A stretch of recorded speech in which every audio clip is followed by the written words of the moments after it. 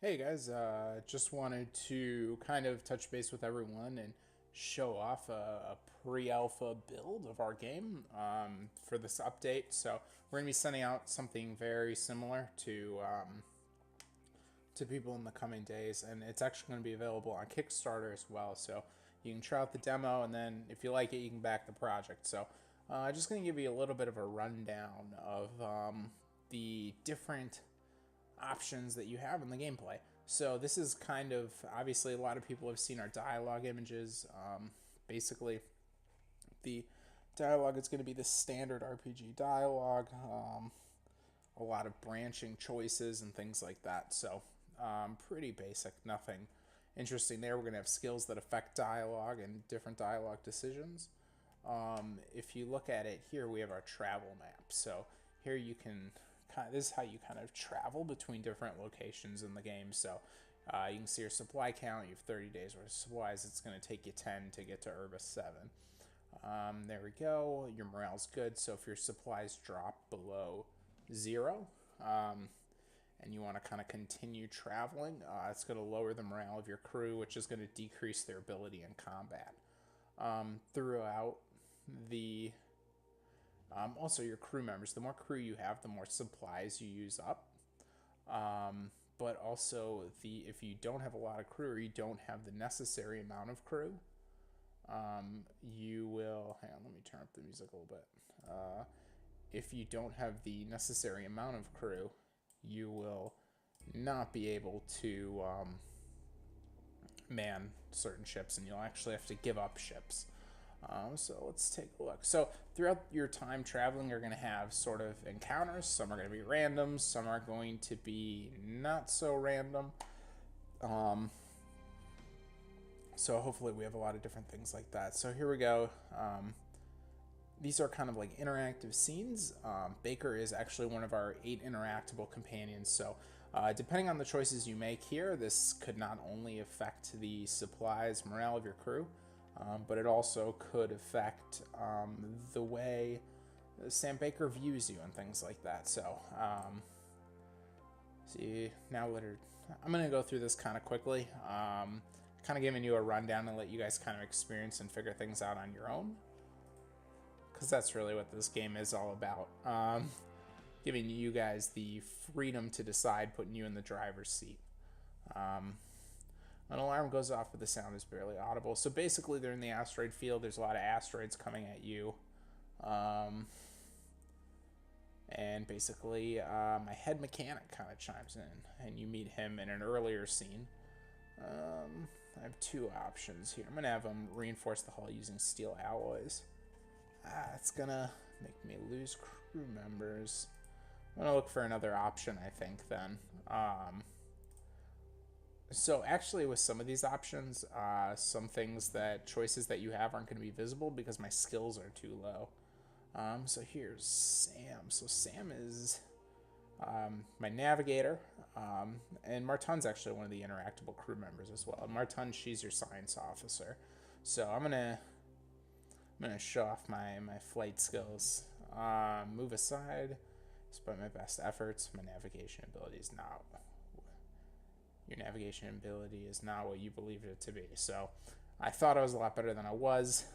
Was not able to make this check, unfortunately. So yeah, so basically a bunch of my crew got sucked out into the dark vacuum of space.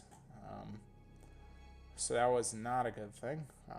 That is definitely gonna be something that just is not good. So now Lieutenant Baker approaches me. Spit it out. I'm unfit to continue as your navigator. So basically one of the things we wanted to do is make decisions really complex from a companion standpoint, and not have just the typical good and bad answer. Like, I can be mean to him, I can be nice to him, I can say, let me help you. Which some of that is the case, but it's far more complicated than that, I would like to say. So basically there's a bunch of different ways I can interact with them here, and as you play the game, you'll kind of figure out you know, what the best technique is. So I'm going to kind of make him arrive at his own conclusion. I think that's something, potentially knowing Sam, that's something he might like. Do you acknowledge your mistake? Yes, sir. Then you have something to learn from. Take your seat. Thank you. So now we continue on the mission until we get here and our alarm goes off and we prepare for battle. So we actually just got the word count back for the demo. It's 12,857, I believe, which is pretty crazy from a narrative standpoint. So sorry about that. I think my Slack is being hard at work. The project manager is doing a project update, and the programmer is hard at work. So here we go. Basically, here's combat. You have your 3 ships. You have your 2 destroyers that join you, and this is my main guy, the battleship. So very cool. These turrets actually move when you fire. So those turrets are animated, which is very, very neat. Basically, here are your different abilities. I'm going to do kind of like a basic rundown of things. I can click on here and I can see their stats. So notice that, I mean, all of these have different stats, and that's based on crew member positioning. So actually, this has the highest amount of action points. And the demo kind of goes over how that happens and things like that. And you can take a deeper look into the UI and to kind of try to optimize your crew. I actually, of this iteration of crew, I do not know the best combination. I probably should know that, but I do not, because I've been focusing on editing dialogue and doing a lot of other things. So here's, like I said, here's our combat map. All of our combat maps are in 3D. And one thing we really wanted to emphasize was we really wanted to not have a lot of dark spaces, because we really wanted to give this kind of like a 70s, 80s sci-fi palette. So what I'm going to do here is I'm going to move this guy. So you can kind of see in the bottom left-hand corner here, my movement points are going to go down as I move. So, or they go up to show me how many I'm using. So I'm using 12 here. I'm going to exhaust all my movement points. And essentially what I'm trying to do is I'm trying to get sort of in position to flank him, or hit him in the side. This is actually going to be a side shot. And side shots are going to increase the effectiveness of my damage. So one thing that I'm actually going to do first is, so you've noticed that when I click on him, I can't see his stats. I don't know his name. And all of these ships. So like if I see a ship that this class of ship, it's not going to have the same stats every single time. It's going to have different stats. So I'm actually going to try to scan them because I think, yeah, there we go. That worked. My science officer here helped us scan the ship, and basically now it revealed to me the ship health, the amount of the shield health, the different subsystem health on the ship as well, which I'll kind of go over a little bit later as we launch the fighters. So we got the action points, the movement points, so I can kind of know how far he moves, and how many missiles he has. So I have 2 missiles on this ship as well. So I really don't want to waste a lot of missiles. So what I'm going to do is I'm going to use this opportunity to get a side shot in. And obviously I understand I've exposed myself as well in the process of this. Man, I have a 93% chance to hit. I am not. That was rough. That was very rough. So what I'm going to do is I'm going to, because I have a lot of movement points, I really wanted to optimize this ship in a way that gave me a lot of movement. I'm going to move him in position to kind of detract from this ship a little bit. So what I can do is on my next turn, I can kind of get this ship around behind him. So hopefully that'll draw some fire. I am going to...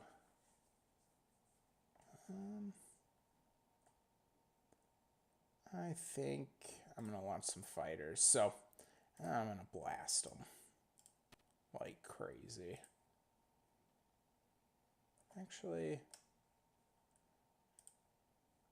there we go. I used the coordinate special ability. So ships within 4-tile radius of me. So as long as I keep this guy in a 4-tile radius, I'm going to get plus 10% to hit for 5 turns. So that's kind of a longer modifier there. And then I can see my active effects over in this panel, which is very nice. So let me just end my turn there. I'm going to bring him in. I'm going to get him within that radius, that 4-tile radius, which is actually pretty big. And just get him kind of head on. And then hopefully this ship can kind of, I don't know what that ship's going to do. I have a feeling it's going to try to come in and hit the side there. But hopefully I can get that ship kind of around fast enough. So what he's going to do, I think we're just going to continue blasting. Boom. And I really shouldn't do it, but I'll show off how missiles work. So missiles kind of just bypass the shields altogether. So it just did straight hull damage there. And then I'm going to get +4 to my next attack. So really get those special abilities going. There we go.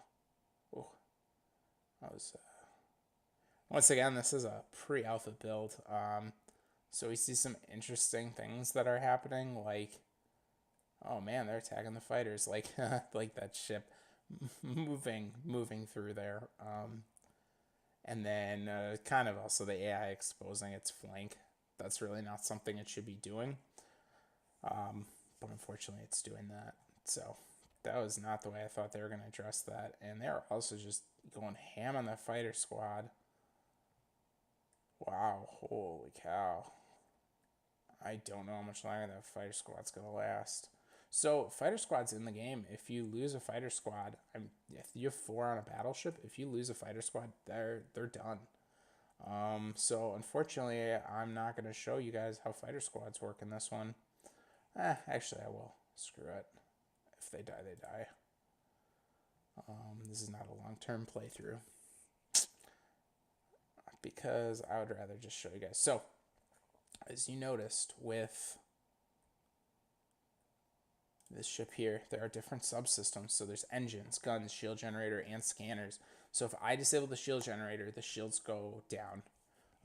If I disable and then every other subsystem works proportionally to that ability. So the lower you get the health of the guns, the less damage that ship's going to be able to do. The lower you get the health of the engines, the less movement points that ship's going to have.